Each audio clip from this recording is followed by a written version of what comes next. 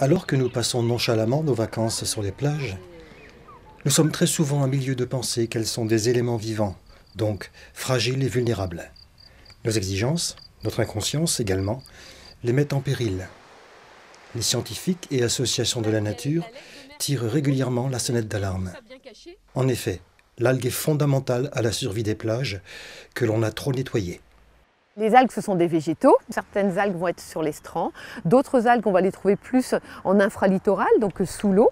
Et puis, à l'automne, toutes les annuelles se détachent une fois que leurs spores sont émis dans l'eau et viennent s'échouer sur les plages. Elle va former ce qu'on appelle la laisse de mer, qui est cette bande qui longe la plage. Cette laisse de mer va être épaisse à l'automne et elle va déjà servir à amortir un petit peu la houle. Elle va protéger déjà au niveau de l'érosion. Il va y avoir tout un écosystème qui va se mettre en place. Plein d'animaux qui vont avoir un rôle à jouer, et en particulier tous les décomposeurs. La petite puce de mer, elle a un rôle très important parce que dans l'écosystème de la laisse de mer, elle fait partie de ces animaux qui la décomposent. Il va y avoir des sels minéraux qui vont être émis. Certains, quand la laisse de mer est recouverte par les vagues, vont repartir à l'eau et donc vont pouvoir être utilisés de nouveau par le phytoplancton dans la mer. D'autres minéraux vont servir pour les pionnières de la végétation des dunes.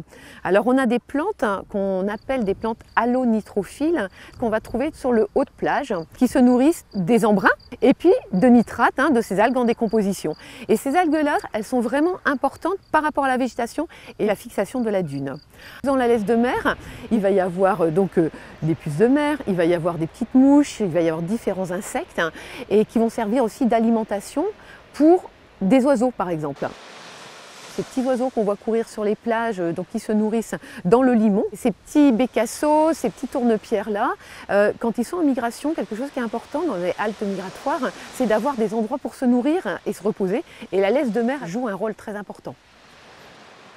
Les années 2000-2010, il fallait des plages propres, parce qu'on leur a vendu des plages avec du sable blanc.